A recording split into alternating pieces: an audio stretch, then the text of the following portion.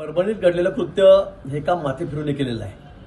तो ठार वेडा आहे. सर्व परभणीकरांना याची कल्पना सुद्धा आहे.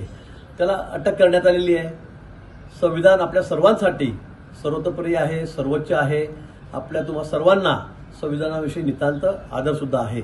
पण कायदा हाती घेत सामाजिक सलोखा बिघडेल अशी कोणतीही कृती होणार नाही याची आपण सर्वांनी काळजी घ्यावी. कुठेही सार्वजनिक मालमत्तेचं, खाजगी मालमत्तेचं नुकसान होणार नाही याची सुद्धा आपण सर्वांनी काळजी घेणं हे आवश्यक आहे. स्वतः माननीय मुख्यमंत्री महोदय देवेंद्रजी हे सर्व परिस्थितीवर लक्ष ठेवून आहेत. ते सातत्याने पोलिसांशी, प्रशासनाशी त्या संदर्भामध्ये संपर्क करत आहेत. आणि म्हणून माझी सर्वांना नम्र विनंती आहे की कायदा व सुव्यवस्था राखण्यासाठी आपण सर्वांनी प्रशासनाला सहकार्य करावे.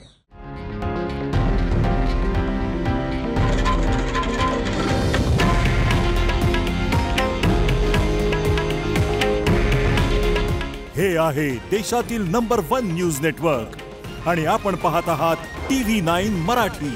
काळजी तुमची, हित महाराष्ट्राचं.